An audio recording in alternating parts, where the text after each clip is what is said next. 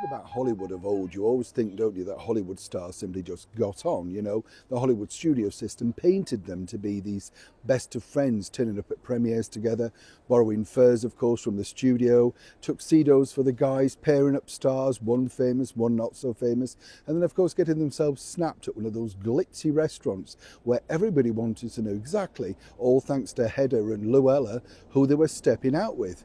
But it's the behind the scenes stuff that I always found so fascinating myself. And as I said to you before, meeting a lot of these stars of the golden era, they let slip some of the stories, you know. Perhaps, of course, Lana Turner wasn't the golden girl that people said she was, you know. Maybe she didn't take too much time to be such a good mother.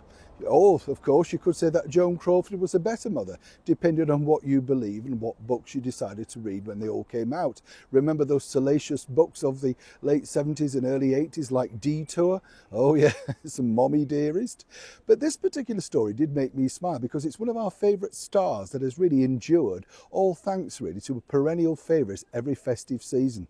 Let me explain. Morning, nice to see you. Yes, I'm talking to you. You're all right. Not bad, thank you. Yes. Hollywood stars. I know I often say this, but we love the backstories, don't we? Somebody who was absolutely huge when you think about it was none other than Jimmy Stewart. Now, Jimmy Stewart, to me, you know, I didn't really know that much of his work until later in life. I was really impressed, of course, when our celebrated interviewer, Michael Parkinson, brought him on his show. And that interview is actually online now, so if you want to check that, it's kind of interesting to see because you realise that Jimmy Stewart was a product of the studio system. Not necessarily a glittering personality, but by the time 1952 had come around, all those sort of big things, if you like, the big starring roles were beginning to ebb off. There were new kids on the block, were there not?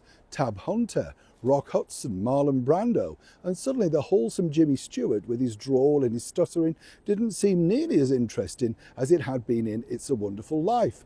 But there was a bigger problem, you see. Now, according to a very good chum of mine, and you all know this man very well, Mickey Rooney, who was a delight in telling so many different stories about the golden age of Hollywood, well, Rock Hudson and Jimmy Stewart did not get on. You see, way back in 1952, when Rock was still fledgling and trying to get on in the movies, he managed to get a part with Jimmy in a movie called Bend on the River, or Bend of the River, should I say. And it was fascinating because it was a typical Western. And obviously somebody like Jimmy Stewart thought he was going to be this mega star, you know, everybody was going to pile up to the box office and see him. Not realising, of course, that secretly the studio were pushing along their new find, Rock Hudson. But things took a turn for the tough cowboy Glenn McClintock, who risked his life to deliver confiscated food and supplies to homesteaders after gold is discovered in the area. The part was a big turning point in the star's career, seeing him play more violent and ruthless characters, which he hadn't been known for in the 1940s. The movie was also the last time that Jimmy Stewart, who was 44 at the time, sported his own head of hair. And this is truly what the problem was. The movie also co-starred Arthur Kennedy and Julie Adams alongside Rock Hudson. And what really happened was the fact that Rock Hudson accidentally discovered that Jimmy Stewart was in fact not sporting his own hair, as it were, had a hairpiece.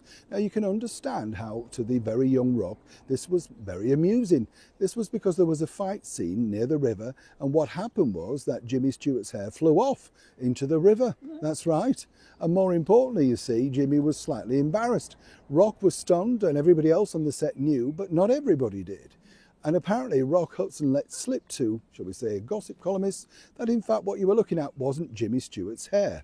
Now what happened was, at the premiere on the night, not everybody was thrilled to see James Stewart. He thought all the cheers and the, you know, all that sort of stuff was going to be for him. Turned out it was for Rock Hudson.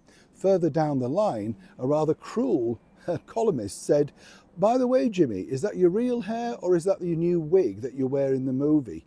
Cue silence. This was truly the last time that they ever spoke, Rock Hudson and Jimmy Stewart. He couldn't forgive him for it. He knew who told him. And more importantly, of course, Rock just thought it was a bit of fun and couldn't understand why Jimmy Stewart had fallen out with him so spectacularly.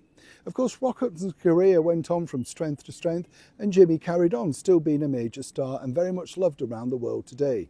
But more importantly, it just goes to show, doesn't it, that even in Hollywood, you have to watch your back, or indeed, your wig. Neil Sean in the very heart of Yorkshire.